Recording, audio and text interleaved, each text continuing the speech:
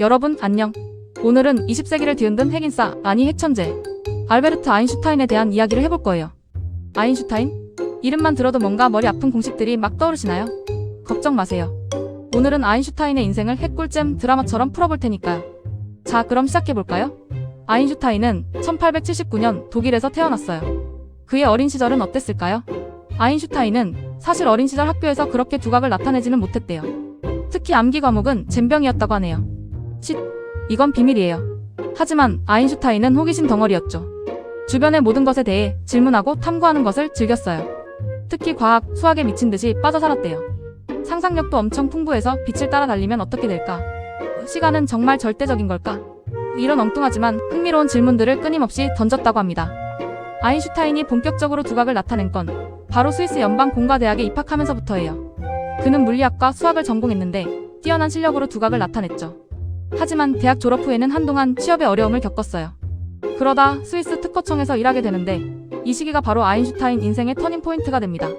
26살, 아인슈타인은 기적을 만듭니다. 1905년 그는 무려 3편의 논문을 발표하는데요. 이 논문들이 과학계를 뒤집어 놓죠. 이 해를 기적의 해라고 부를 정도예요. 첫 번째 논문은 광전 효과에 대한 내용이었어요. 빛이 금속에 닿으면 전자가 튀어나온다는 건데 이걸 설명하면서 아인슈타인은 빛은 파동이면서 동시에 입자라는 혁신적인 아이디어를 제시합니다. 빛이 파동이라는 건 이미 알려져 있었지만 입자라는 새로운 개념을 제시하면서 당시 과학자들은 큰 충격을 받았죠. 아인슈타인은 이 공로로 1921년 노벨 물리학상을 받게 됩니다.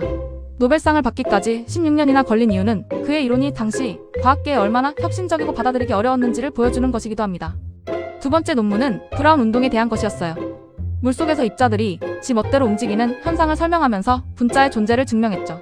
브라운 운동은 당시까지도 미지의 영역에 있던 분자의 존재를 증명하는 중요한 단서가 되었고 과학자들은 물질의 기본 구성 요소에 대한 이해를 더욱 깊게 할 수 있게 되었죠. 어렵다고요? 냉. 저도요. 그래도 괜찮아요. 우리는 아인슈타인의 천재성을 느끼면 된답니다. 그리고 대망의 세 번째 논문. 바로 그 유명한 EMC 공식이 등장합니다. 에너지는 질량과 빛의 속도의 제곱에 비례한다는 건데요. 이 공식은 질량과 에너지의 등가성을 보여주며 물질 속에도 엄청난 에너지가 숨어 있다는 것을 알려주었죠. 이 공식은 핵에너지의 가능성을 열었고 이후 원자폭탄 개발에도 이론적인 기반을 제공하게 됩니다.